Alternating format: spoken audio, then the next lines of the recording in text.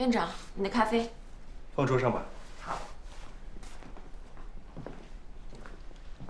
才第3天上班，助理工作干挺熟练啊。还好。如果你有什么不满意的地方，可以直接和我说。我会的。你电话号码背怎么样？背了一半了。要抽查吗？那倒不必。不过我倒是有个问题想要请教你一下。你说。如果你不在位置上，我要外出的话，有急事怎么找你呢？给我打电话，发微信也行，我会马上到的。不过叶助理，我好像到现在没你电话号码，咱们俩也没加微信哦。啊，对不起，我忘了。我背过你的电话号码，我打给你，你存一下就行。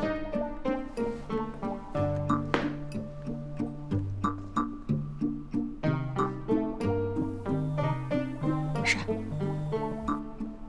再加个微信吧，我扫你。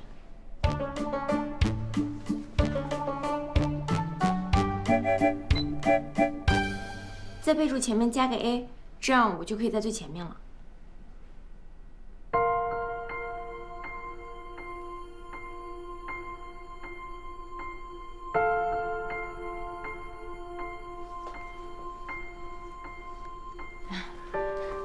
我还以为在前面加 A 是给最重要的人呢。我的意思是，这样可以比较方便的找到我。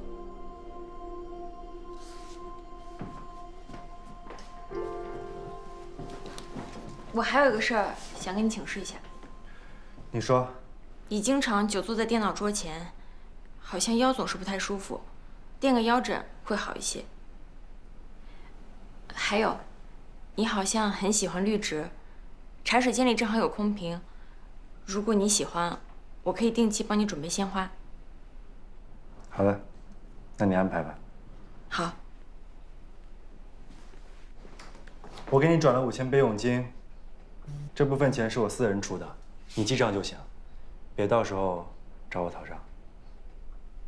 好。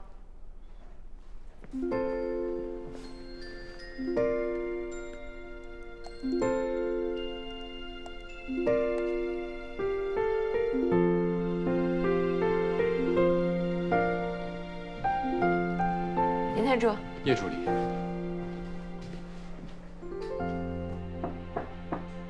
借。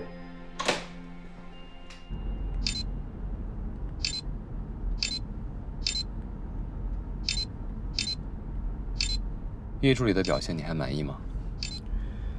满意啊。我说过的事他都能记住，还能主动发现问题，交流起来简单舒服，都有点舍不得放他儿科了。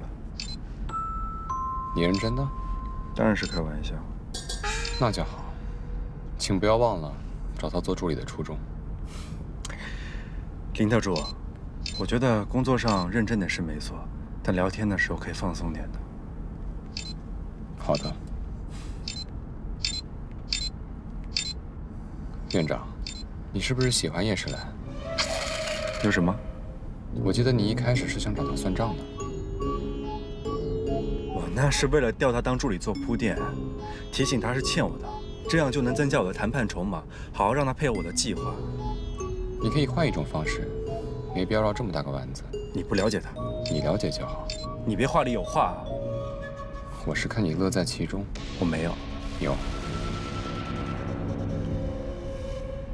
一部分成年人面对自己感兴趣的人，会做出一些无聊幼稚的举动，故意捉弄、打趣、欺负对方。看到对方的囧样或萌态，会心情愉悦；看到对方可怜，又会燃起保护欲。小说中这种人有个专用名词，叫做小学鸡。听起来不像什么好词儿啊。以上没有任何侮辱小学生的意思。你是在故意调侃我吗？是你让我轻松聊天的，也许你没有这个想法，但叶医生会不会误会就不知道了。毕竟他情伤未愈。一会儿和制片人聊完，要跟他一起吃晚饭吗？不了，晚上有别的安排。好。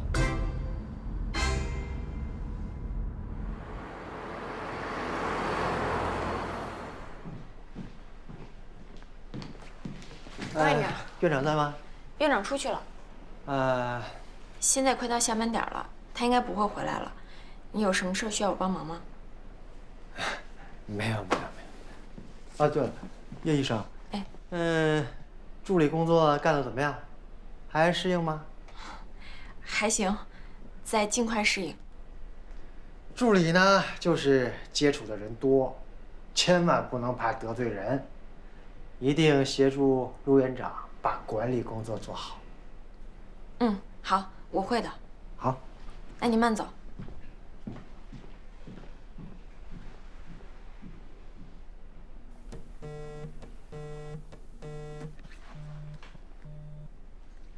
喂，院长。你晚上有事吗？没事儿。您有什么事儿吗？现在下楼到路边等我，请你吃个猪翅饭。哦，好。入职饭。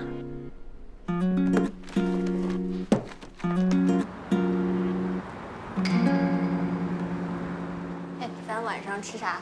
火锅、西餐还是烤肉？你觉得呢？烤肉吧。你看，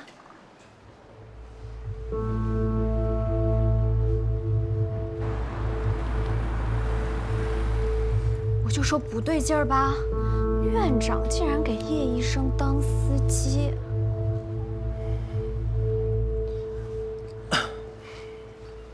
走吧，吃饭。走吧。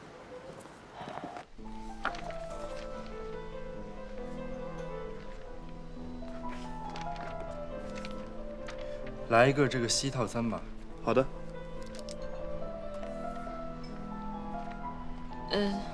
我要一样的。好的。稍等。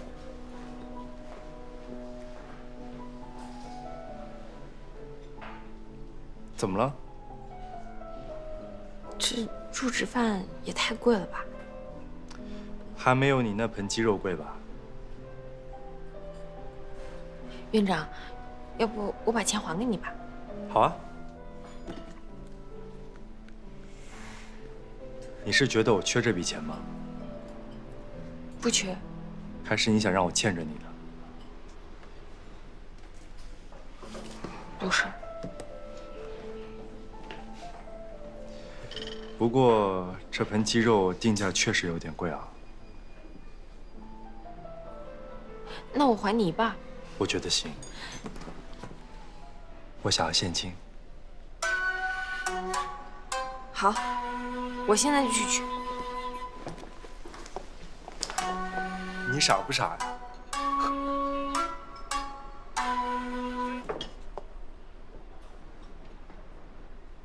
跟你开玩笑的，坐下吧，安心吃饭。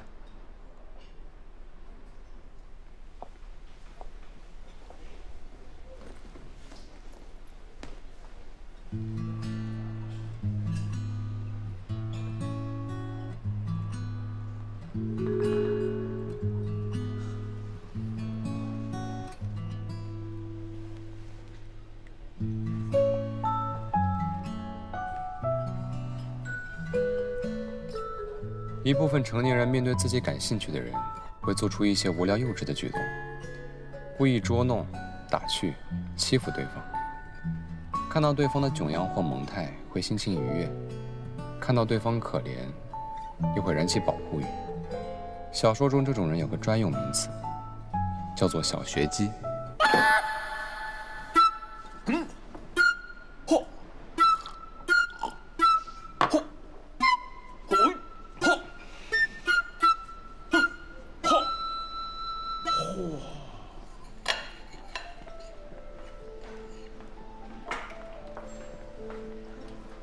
魏助理，我今天请你吃这一餐入职饭，是有些事情想跟你说清楚。你知道我为什么找你当助理吗？上次不是说了吗？为了方便就近报复我。那是你自己的猜测，我可没这么说。那是为了什么？因为你这个人做事虽然莽撞了一些，但正直善良，很敬业，很有爱心，而且还很有正义感。我有这么多优点，夸得我都不好意思了。我不是要夸你，啊？我只是想解释一下，我只是单纯的欣赏你，不要有别的误解。什么别的误解？就是有时候你觉得我在故意的吓唬你，甚至很幼稚的开玩笑，像小学生一样。我承认，报复回去确实让人有一点点爽，但其实这是我自己本人的性格原因，不是因为你的与众不同，跟你没关系，这点你能明白吧？明白。你明白什么？你是想说，你不是小学鸡，你找我麻烦不是因为喜欢我，对吧？你还知道这些啊？我的闺蜜是搞文学创作的，她给我科普过。哦。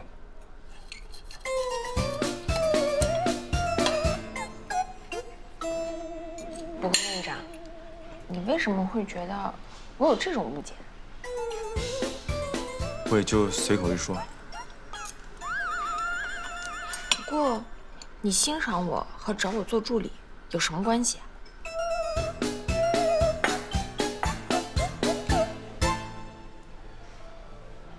我想你可以跟我一起，我们一起打造个更好的安心医院。更好的安心医院。医生的职责是治病救人，这点你们做得很棒。而我作为医院的管理者，我有责任和义务为你们提供更舒适的工作环境和工作氛围，让你们得到更多的尊重和更好的回报，让你们在医院工作可以快乐工作，并且有足够的时间享受生活。我其实也知道目前医院存在了不少的问题，你自己也有亲身经历和感受，也是时候做出一些改变了。所以我想邀请你，从员工角度，给我一些启发和建议。你愿意帮助我吗？我愿意。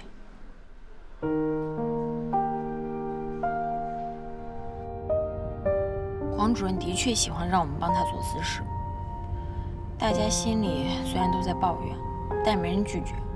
为什么？排班、主管评价、绩效考核的坎都在黄主任手里，他可不好得罪。看来这个黄主任比我还记仇啊！他跟您可不一样，在我们儿科，他的要求就是命令，必须执行。哦，他还喜欢召集我们这些年轻医生聚餐，美其名曰团建。你们不喜欢聚餐吗？偶尔几次还行，可黄主任是高兴也要聚餐，不高兴也要聚餐，还经常临时通知，搞得大家都要取消自己的安排，听他在饭桌上喝酒吹牛，还要热情的捧场。你试想一下，没有自己的私生活，要和不喜欢的人一起吃饭，自费加班还要表演，心里能不窝火吗？难怪你回来以后也没见你多快乐。这不重要，快乐的上班对于打工人来说，本来就是一种奢侈吧。我看你在桃源村的时候明明挺开心的呀。那里简单啊，只需要做好自己的工作就行。可是除了基础工资之外，绩效只象征性的发那么一点，我也不能一直待在那儿。因为你要买房子吧？你怎么知道？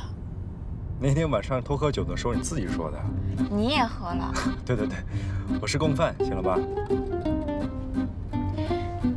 所长在我临走的时候送我一瓶酒，他还嘱咐我一定要保密。那个时候我才知道，原来他根本不知道副所长偷喝他酒的事儿。那这么说来，这副所长还挺有趣的呀。有趣是有趣，但他没有心。我昨天给他打电话，他活得那叫一个自在。他还说新去的小苏医生什么都顺着他，那叫一个快。好像我在的时候一直在折磨他们似的。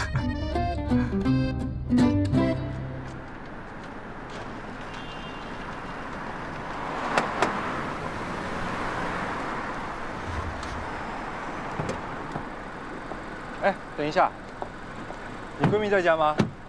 应该在吧？那就好。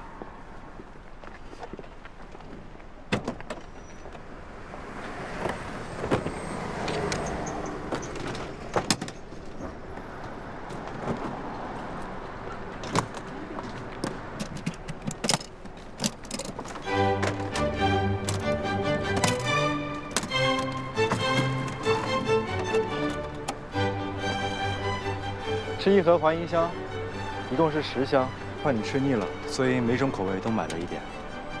你还记得？当然记得，我是写了欠条的，这是一定要还的。这么多，我也吃不了啊。慢慢吃呗，反正是最新出厂的，保质期18个月。好吧。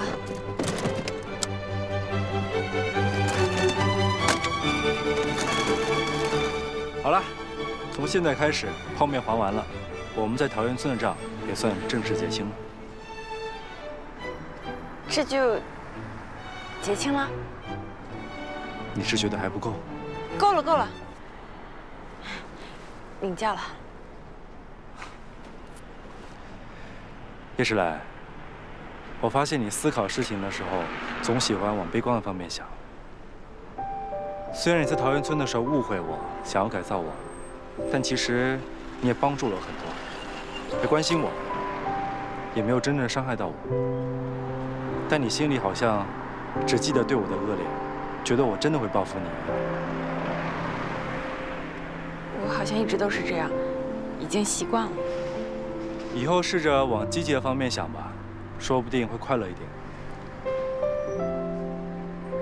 走了。明天见。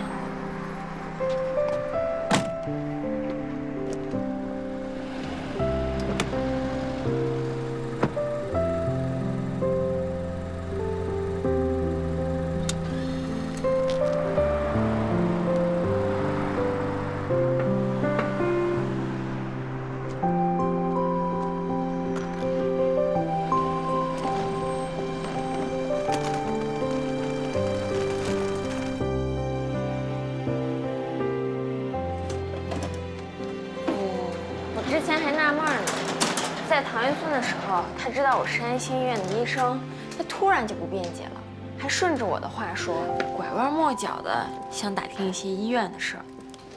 原来他是想知道医院的问题，改善我们的工作环境。行啦，都夸了一路了，怎么，对陆朝夕心动啦？怎么可能？我只是单纯的欣赏。正好有点饿了，你要不要也来一桶啊？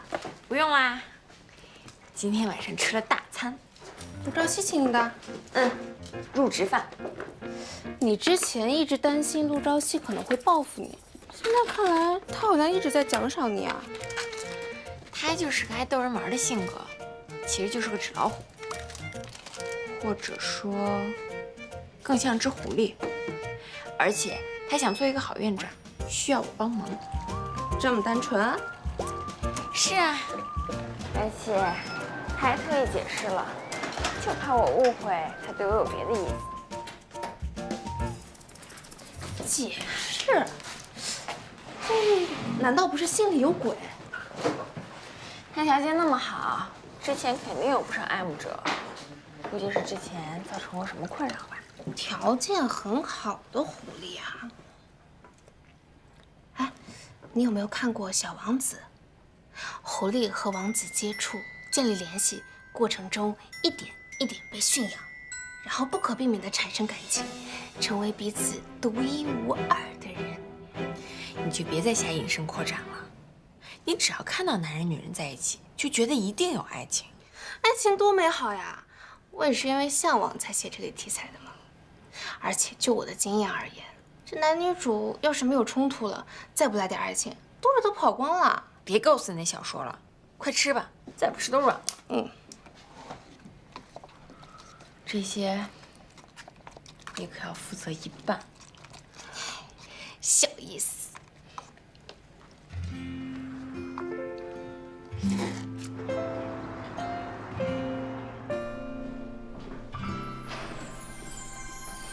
这趟幸福的列车，也曾经大雨滂沱。那一刻风吹过，留下太多未知的颜色。早。早啊，院长。你喜欢冬青啊？漂亮的都喜欢。冬青有坚韧不屈的寓意，过几天也会换其他的。这花我是从鲜花基地网购的，隔天就到，自己修剪一下就行了，比外面那些花店便宜多了。你还想着为我省钱呢？节俭也是一种美德。那没什么事儿，我就先走了。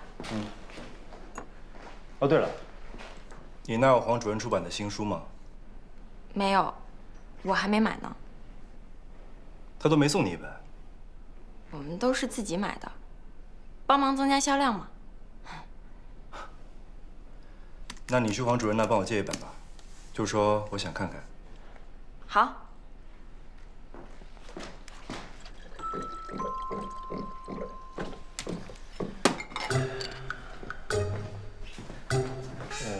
陆院长又不懂医学，干嘛要看我的书啊？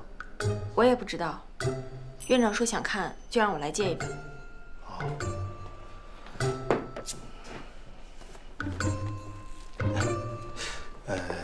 既然是院长要的，那我得给签个字哈。叶医生啊，你呢，虽然现在是助理，但是毕竟啊，还是咱们儿科的人，还是要回到儿科里来的，要多看书，少扯闲，啊，不要荒废了你的专业。我会的，黄主任。拿给院长吧。那我先回去了。啊。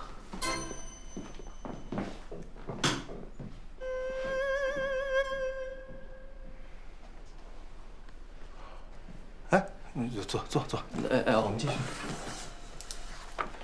哎，小江啊，我问你一下，你知不知道这叶医生为什么要去当助理啊？这个我不清楚，平常交流比较少。怎么能不交流呢？我跟你们说过多少次了，这科室的同事之间要多联络感情的，有事儿没事儿的要聚聚餐，多关心一下嘛。好。好了，那个研讨会的事儿就说到这儿吧，你先回去吧。那行，那我就先走了，主任。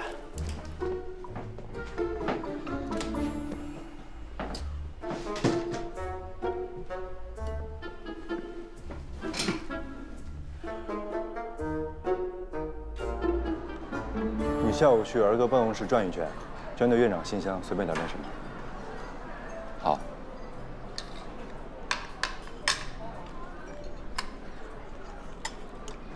你跟领导吃饭让你压力很大吗？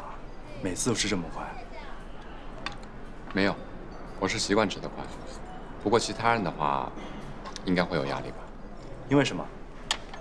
吃饭本来是件开心放松的事，但领导总会有意无意的聊到工作，这是其一。虽然有些开明的领导会让下属不要拘谨、随意点，但其实双方心里都有界限，一旦越了界，领导还是会不开心。所以下属也没有办法完全放松，这是其二。当然还有些奇葩的领导，那就是特例了。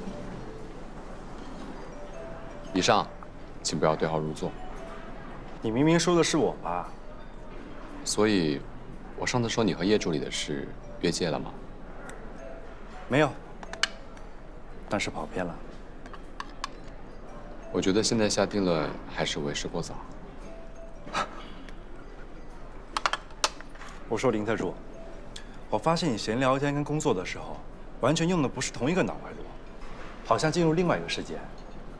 有吗？没有吗？但也无妨。哎，院长，你平时会随身携带创口贴吗？怎么，哪受伤了吗？哦，没有，只是随便问问。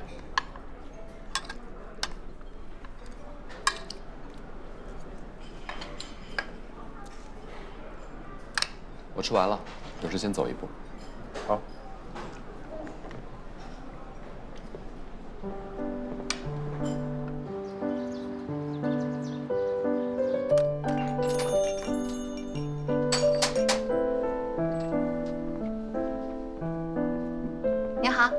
喝点什么？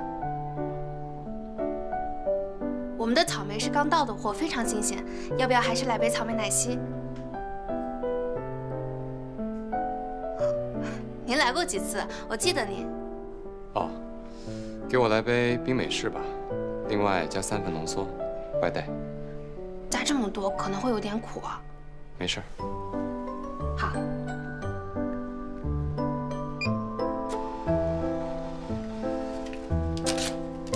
稍等。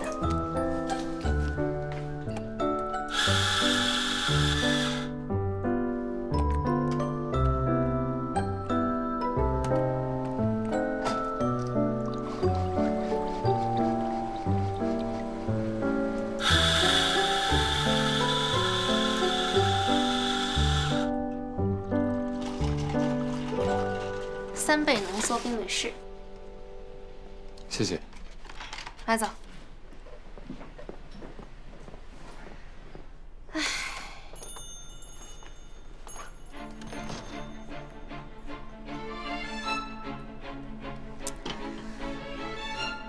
哪怕喝再多的草莓奶昔，也无法填到凯文心里的那份苦。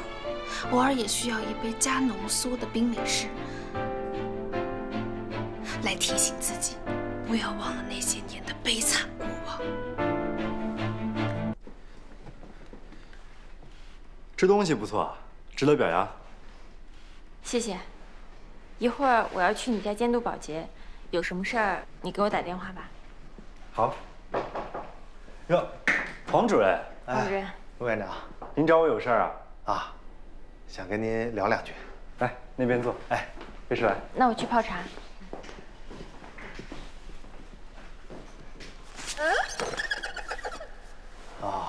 这个，没想到陆院长对医学类的书也这么感兴趣啊！啊，我就是随便看看。严格来说，这也算是科普类的读物吧？啊，没错，没错，通俗易懂，受益良多。读者也是这么说的。我看你每天这么忙，一年还能出好几本这样的书，实在是佩服啊！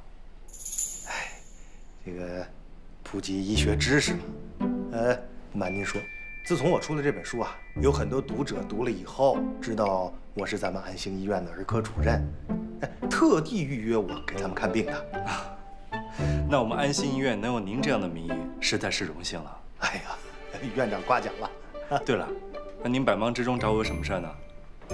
啊，您看，这个光聊天了，把正事儿差点忘了。我听说林特助到我们儿科去征询了许多儿科医生的一些建议。院长呢对我们儿科这么关注，我作为科室的主任，我也希望能够得到这些反馈，看看我还能为您做些什么。黄主任有心了。不过，您想听真话吗？当然。儿科有医生反映，黄主任把自己出书整理资料的私活分配给他们，有这种事儿吗？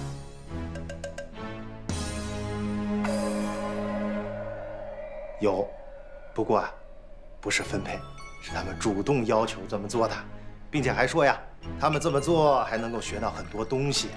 我呢，也是为咱们年轻医生有这样的上进心感到高兴啊。我怎么听说他们负面情绪很大呢？啊，有吗？啊，不会，您肯定是搞错了。是吗？啊，请喝茶。哎，正好叶医生也在这儿。叶医生，你来说一下，你也帮我整理过资料，是不是你自愿的？有没有从中学到很多东西？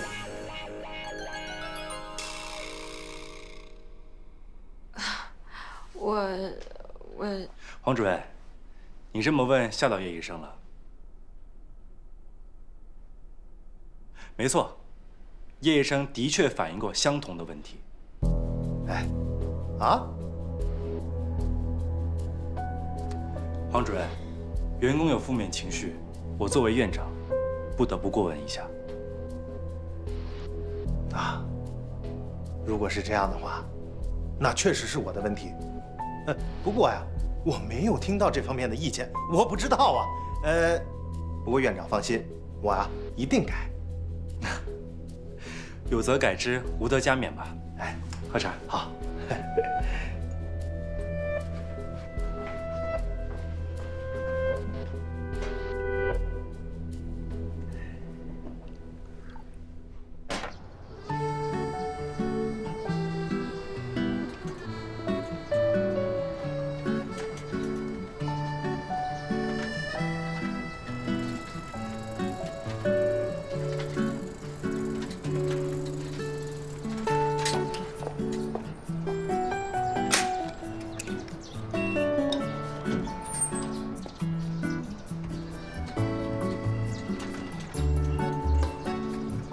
陆院长，我先走了。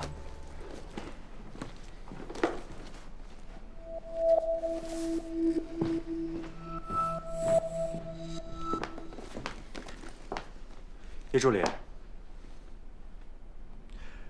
保洁的时候帮我把客厅的香薰点上。嗯。你心情不好啊？你刚才为什么跟黄主任说是我说的？因为你确实说了呀。那是我们私下说的。你没看到黄主任刚才一直在装糊涂吗？他都点名到你头上了，你打算怎么办？撒谎，还是退缩呢？今天是个私下场合，已经给所有人都保留了余地。你之前不是也希望黄主任的问题能够得到改善吗？话是这么说，可是什么？如果大家都不承认自己是受害者，那我要怎么解决一个没有受害者的问题呢？行，你说的都对，我走了。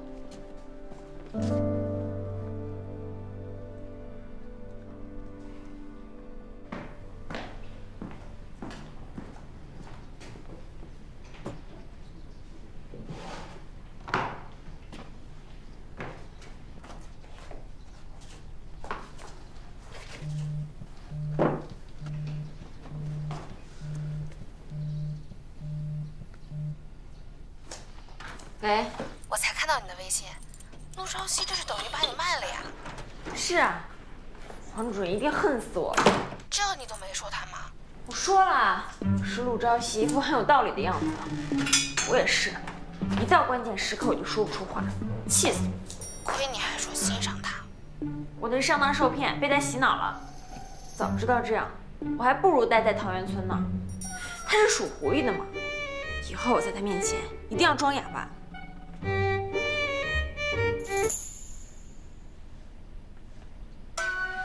我这有事儿，我先挂了。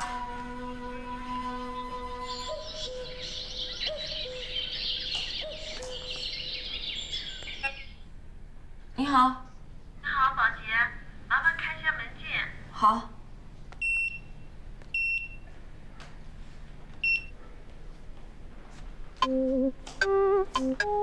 你好，您是彭阿姨吧？我是陆院长的助理，我叫叶诗兰。陆院长提起过，他家的阿姨不定期的来给他做好吃的。是，我是给西西做饭的。西西，那您忙。嗯。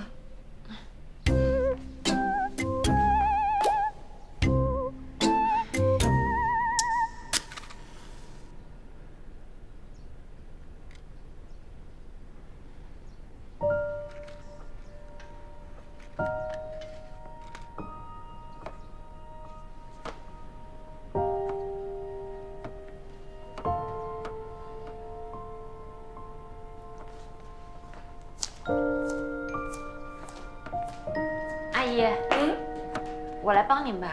不用不用，歇着吧。没事，反正我也闲着。那你帮我把那个豆摘了吧，一会儿我煲个汤。好。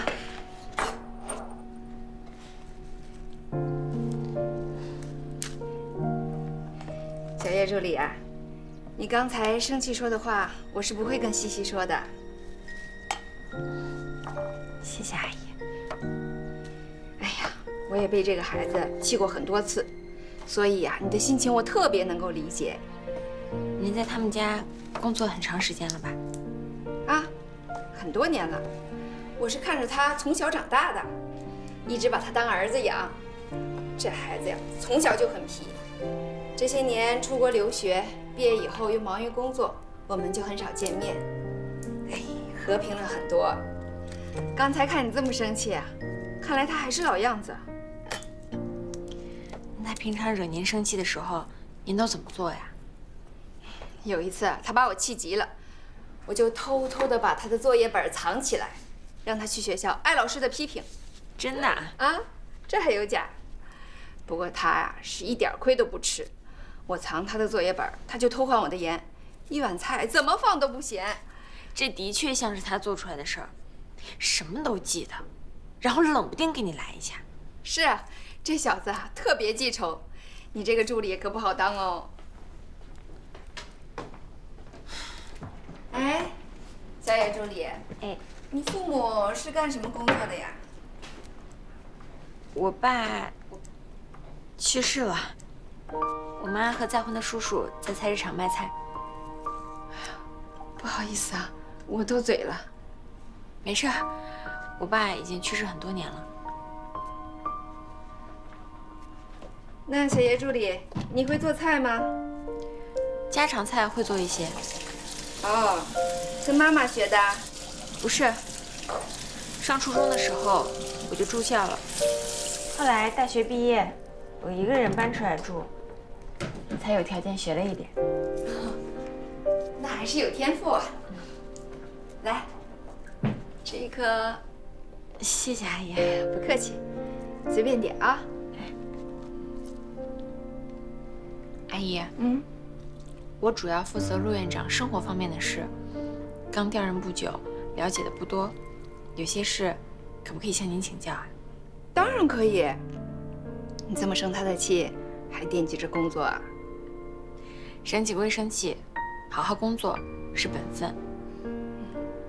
行，那一会儿咱们俩加个微信，你有什么事儿随时联系我啊。好，谢谢阿姨。哎呀，不客气。小叶助理啊，你先走，等西西回来，汤也煲好了，我跟她打声招呼再走。好，今天辛苦你啦，一直给我打下手，还陪我聊天。是您陪我聊天，把我的气都聊消了。虽然我不知道你们之间发生了什么，但是西西这个孩子我还是了解的，她本质上是不坏的。我知道，就是一些工作上的小摩擦，没事的。你能这么想就好。对了，今天咱们俩说的话就都是秘密，我可不希望这小子说我在外面不给他留面子。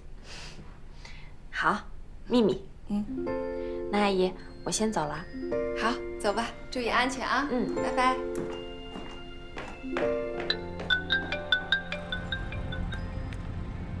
喂，院长，你家的保洁已经做好了，我现在要回去了。客厅的香薰我已经点好了，黄阿姨给你做了饭，她还没走，所以香薰我也没有灭。如果家里没人的话，记得把它灭掉，杜绝安全隐患。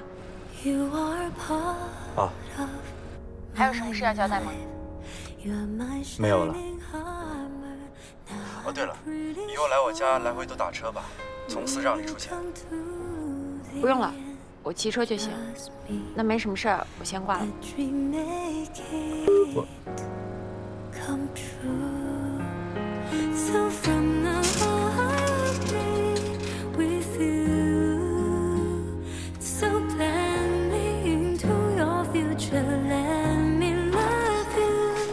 阿姨，做了什么好吃的呀？快饿死了！是你最爱吃的红烧肉。妈，怎么是你啊？面来喽！慢点。不错吧？果然还是泡面适合我，吃大餐让人消化不良。欠人理短，吃人嘴软。陆朝夕这一套的呀，高手。他何止是高手，他简直就是狐狸成精了。今天他和黄主任刀光剑影的时候，我大气都不敢喘，生怕误伤我。结果呢，还是被秒成渣渣。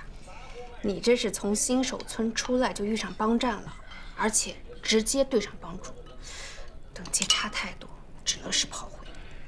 前几天风平浪静的时候，我就应该想到的。幸福来得太突然。暴风雨来临前都是风平浪静的，写作手法里管这个叫寓意先扬。我还送了他冬青花，你知道吗？他倒是坚韧不拔了，我却成了他的垫脚石。你说气不气人？被出卖了能不气吗？陆朝夕这就是人品有问题。也不至于人品有问题吧，这就是做事方法不对。你怎么还替他说话呀？本来就是，他也有很多优点的，不能一棍子打死。陆朝夕肯定是看出来你容易心软，才把你吃得死死的。所以说他是我的克星啊，一说他坏话，他就能发现。还好今天的阿姨人真的不错，答应替我保密，不然我又要被他抓住把柄。你以后啊，在他身边脑子放清楚一点，不用担心我啊，大不了我就不取材他了。我才没担心你呢。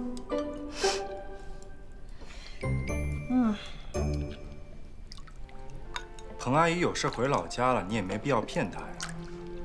来，给。那当时小叶助理在说你坏话，你还告诉他我是你妈，人家回去还能睡得着觉啊？以后还怎么一起工作？你真有想那么多？我看你是觉得别人认错了，自己玩心起来了，想找乐子吧？那你当初不也骗人家？我那是因为工作。找他做助理，也是为了工作？那当然，要不然是因为什么？你之前跟我说起桃源村的时候，谈起他的表情可是很有好感啊。我那是欣赏别人的品质。感情就是从欣赏开始的。哎，你们俩天天待在一起，你仔细想想，就没有一瞬间有那么来电的感觉？还真有啊！不是，那哪叫什么来电啊？那跟漂亮的异性在一起，因为某种氛围下，因为本能出现不自在的反应，那也是很正常的事儿啊。你也承认小叶助理漂亮啊？妈，你最漂亮。跟你妈说话还打岔。咱们家不需要你做商业联姻，找自己喜欢的最重要。问题是你真的想太多了。哎呀，就不用管了。要是你们俩关系变好了，我就找机会跟他解释；要是没什么进展，他不做助理以后，我们也不会见面。哎呀，互不影响。随便吧，你别乱来就行。倒是你要注意啊，别老耍小心机，惹人家女孩子生气。所以他说我什么坏话了？想知道啊？不想。想知道也不告诉你，这是我和小叶之间的秘密。我就知道你不会说，你可不愧是我亲妈。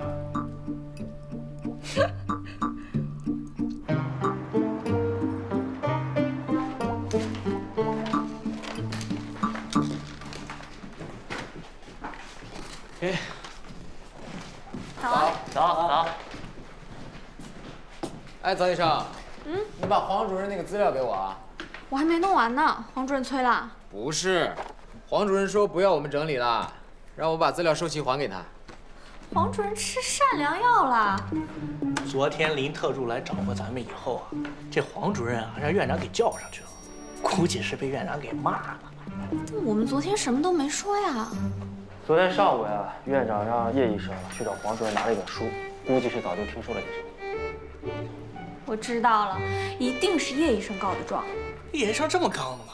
人家现在是院长身边的红人儿，院长亲自送他下班。真的假的？当然是真的，我跟江医生亲眼所见。那要这么说的话，我们儿科要变天了。你太天真了，新官上任3把火，火烧完了哪儿来的还得回哪儿去。那这叶医生不会引火上身了？昏了头了呗。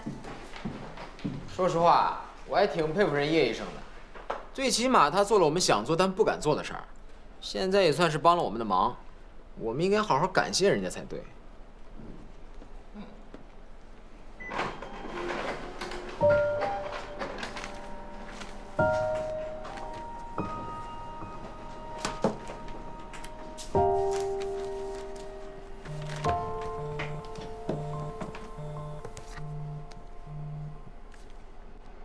喂，你好。喂，你好，你的外卖到了，麻烦下来取一下。好，我马上下去。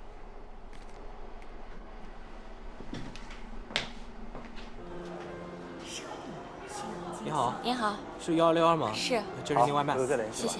客气。请你喝杯巧克力奶昔，不要再被陆朝夕的甜言蜜语给迷惑了。还有什么甜言蜜语？叶助理。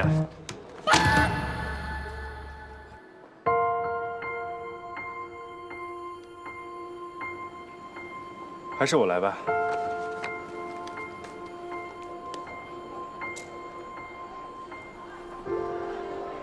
阿姨，帮我清理一下吧。不好意思，阿姨。啊，没事儿，你们走吧。谢谢啊。不客气。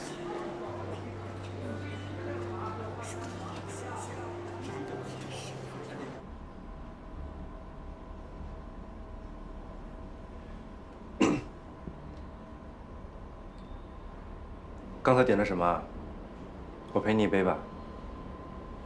不用了，是我自己不小心。刚才明明是被吓到的，我在你心里还是那么可怕吗？没有啊。还在为昨天的事生气？没有啊。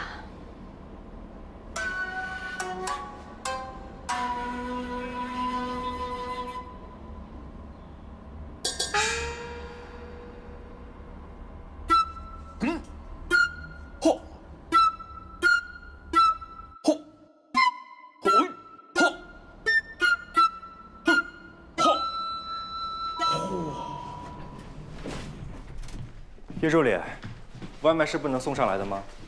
医院有规定，需要自己下去拿。你觉得这规定合理吗？我不知道。这个规定是为了更好的就医环境，自然是合理的。为什么说不知道？既然你觉得合理，那为什么要问我啊？帮我点一杯刚才那杯饮品吧。啊？有问题？没问题。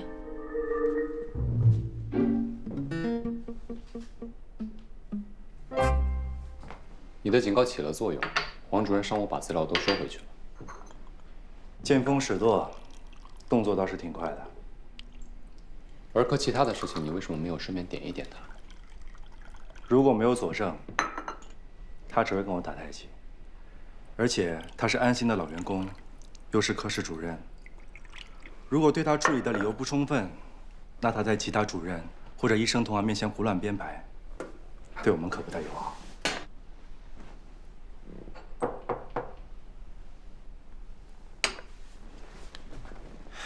接。院长，你要的饮品。知道我为什么点吗？想陪我一杯？拿走吧。不用了，我自己也点了一杯。我先出去了。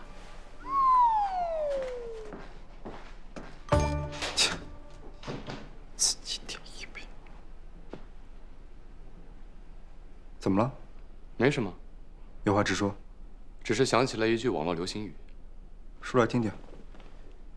女人，你成功引起了我的注意。开什么玩笑？叶助理是在跟你保持距离吗？因为你出卖他的事。什么叫出卖？即便我没有准备道歉，黄主任也会把这笔账记到他头上的。那还不是因为你调他做助理？我在做我自己的事情啊，也是在帮他。人家自己会想明白的。但愿吧。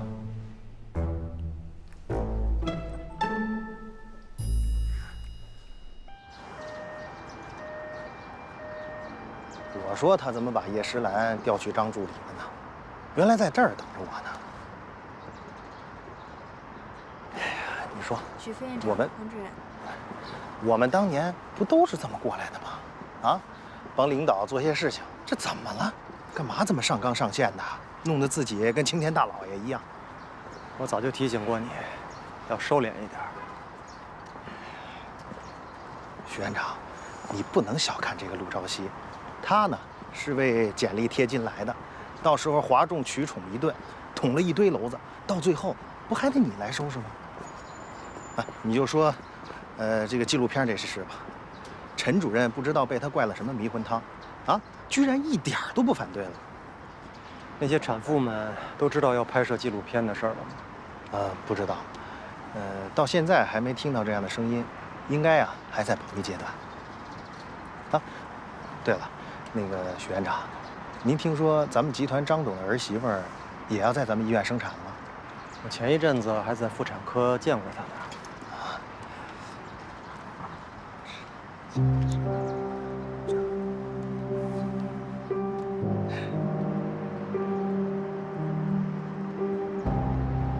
哎，许院长。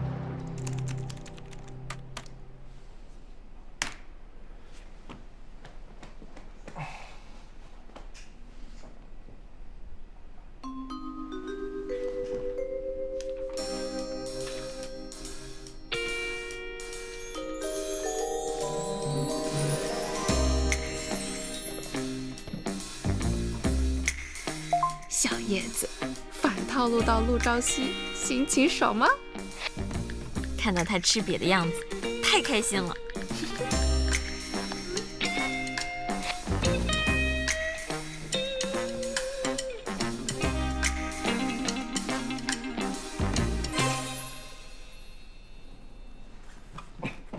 院长，有事吗？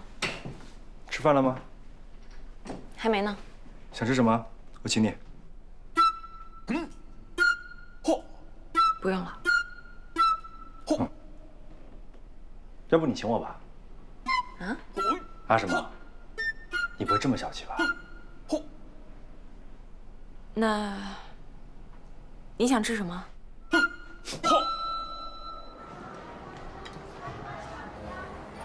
你好，请慢用，谢谢。这家店味道还不错，离医院也近，你将就一下吧。客随主便，我不挑的。林特助说黄主任把资料都收回去了，这里面有你的功劳。我才不想要这种功劳呢。那天你还说愿意配合我的，我现在后悔了。你就这么怕得罪黄主任吗？院长，我知道你想打造一个更好的安心医院，我很佩服。但我真的只想做好自己分内的事儿，以后回到儿科可以安安心心的做一名儿科医生。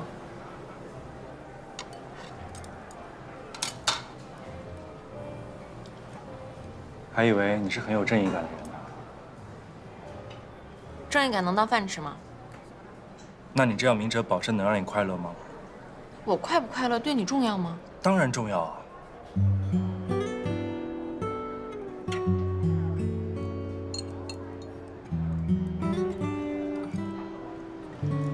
我知道，你想做一个好院长，关爱员工，但是你真的不用再给我洗脑了。你觉得我是在给你洗脑？不然呢？我是真把你当朋友才这么说的。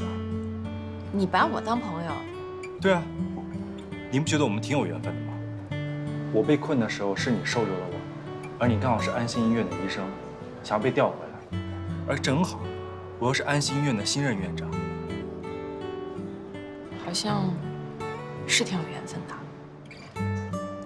你没有把我当朋友吗？你是领导，领导就不能当朋友啊？也不是。你觉得我配不上你？怎么会？你那么优秀，是我不敢高攀。交朋友还高攀，你就这么势利吗？我是没有往那方面想过。你有。我有。对啊，你想想，如果你只是把我当领导的话，你还敢给我使眼色、堵我的话，故意跟我对着干吗？你就是认准了我们的交情，觉得我不会生气为难你。我好像是不怕你。你就怕黄主任，不怕我。如果你不是把我当朋友的话，你就是专挑软柿子捏。怎么会？再说，你也不是软柿子。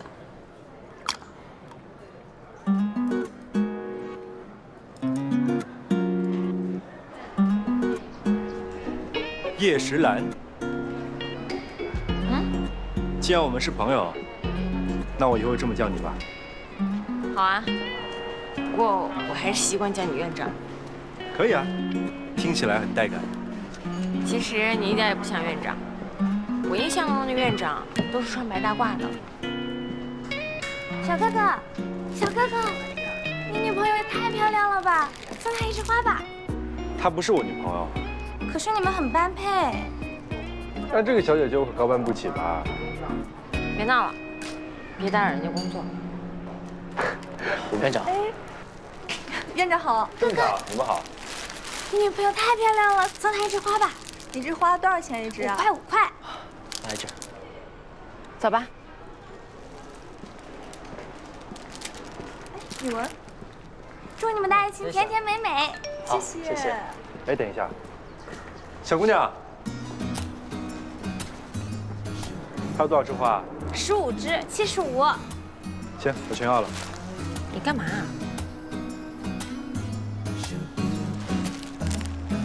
好，付完了。给。干什么？拿着。小哥哥，加油哦！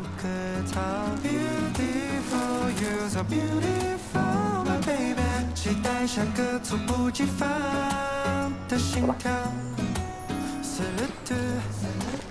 你搞什么？送你花啊，你不是喜欢吗？我是问为什么。想让你开心点。我是想着把他的花都买了，他可以早点回去。他还有存货，不会这么早回去的。你怎么知道？我上大学的时候也在街上卖过花。为了挣生活费？碰到情人节和七夕的时候，这一天能赚出2个月的生活费。这么多？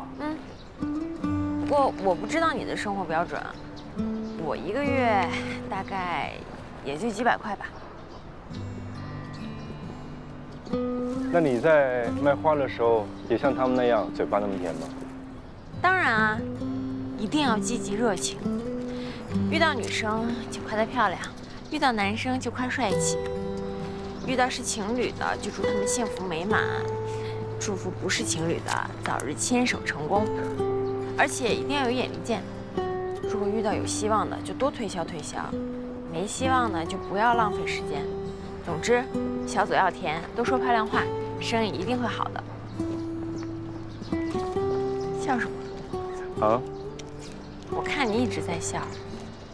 就是很难想象到你也有嘴巴那么甜的时候。那你是不知道，一个普通人会为了生活妥协成什么样子。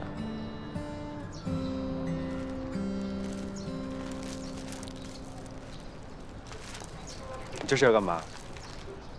前面就到医院了，把花包起来，不然和你走在一起容易误会。那你刚才怎么不解释啊？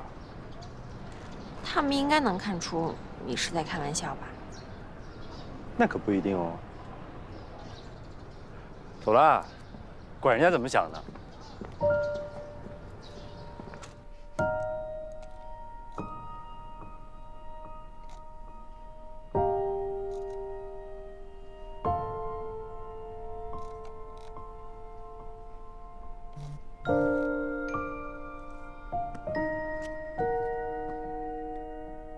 小叶助理，西西给你道歉了没有？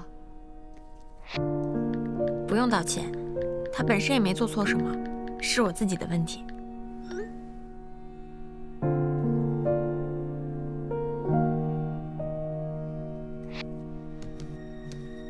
他要是再欺负你，你告诉我，我教你怎么对付他。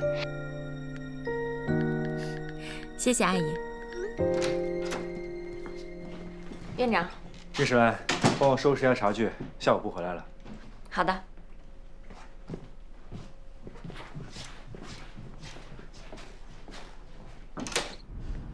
你跟叶助理和好了？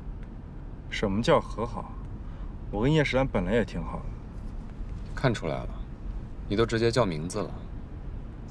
我们现在是朋友。叶助理真的自己想通了？何止想通了，中午还请我吃了顿饭呢。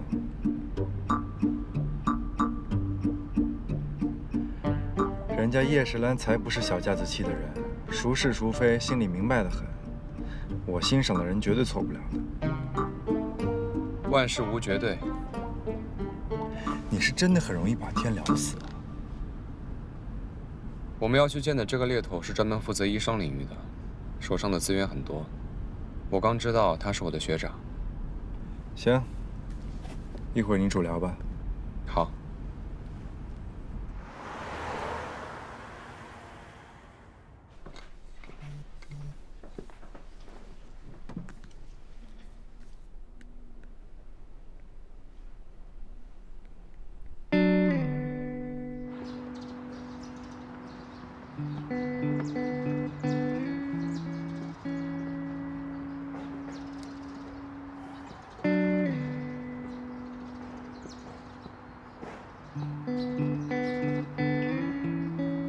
知道我有什么事儿吗？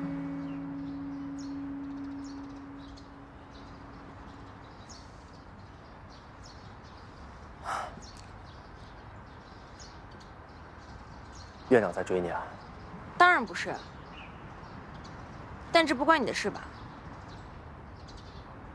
是，我只是想提醒你，不要跟院长走得太近。他们这些人喜欢以说话之道蛊惑人心，你很容易被绕进去，被利用，被人家当枪使，最后变成炮灰。你了解他吗？不要以小人之心夺君子之腹。你看，你现在已经在替他说话了。你怎么这么容易被骗啊？当初被高院长利用，得罪了黄主任，拖那么久才给你调回来，你怎么不长气性啊？关高院长什么事儿？你果然还是不明白。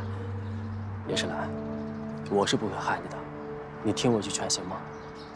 不要随便站队，也不要以为院长能够主持正义。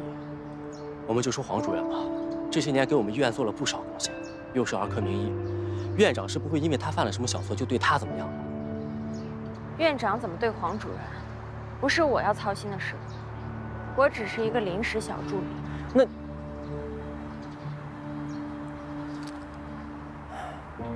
那你以后不回儿科了？你是真糊涂还是假糊涂？啊？陆朝夕来我们医院做院长，那就是给履历镀金的，镀完金拍拍屁股走人了，你不是还得回来？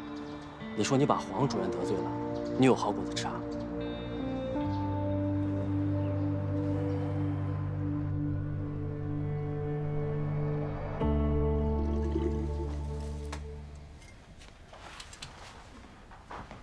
哇，好漂亮啊！你怎么不直接放医院啊，还拿回家来了？院长那每天有不少人进进出出的，我办公桌上放一束红色的玫瑰，多奇怪。陆朝夕真是因为开玩笑送你花啊？要不然呢？别一听说我们关系缓和了，就想东想西的。你们现在可不只是关系缓和了，你们可是朋友。朋友，有的时候可以是个很暧昧的词。也许他只是客套，随便说的，我当真了。我先换衣服去洗澡了。哎，小叶子，你心情不好吗？没有，就是有点累了。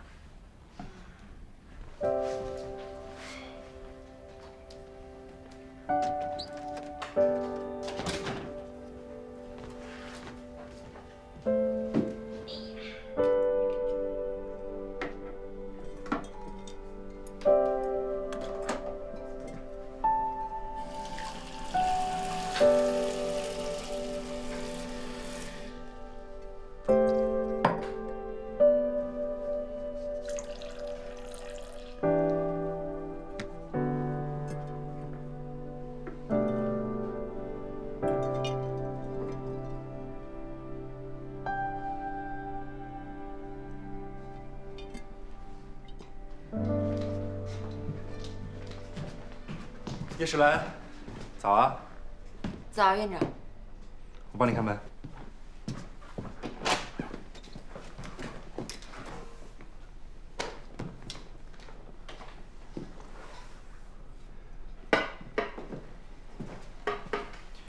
没有换花吗？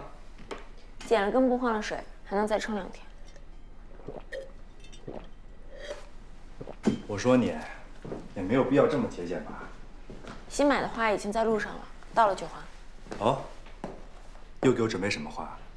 我买的花。算了，你还是先别说了，等到了直接给我清洗吧。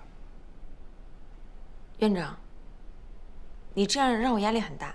那就化压力为动力，揣摩揣摩，用心准备。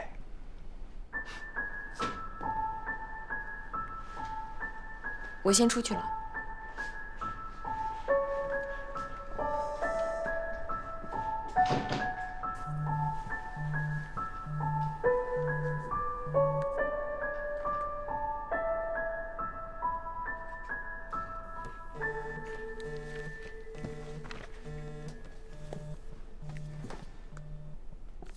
喂，妈。兰兰，你谢叔叔的姐姐在县医院挂急诊，医生建议转到上级医院去。我准备跟小伟跟车过去照顾。要来我们医院吗？哦，不是，去妇2医院。哦，那需要我帮忙吗？不用不用，你忙你的，我就是跟你说一声，安顿好了我再给你打电话，见面再说啊。好，那你们先听医生的，有事再联系吗？啊，好好，拜拜。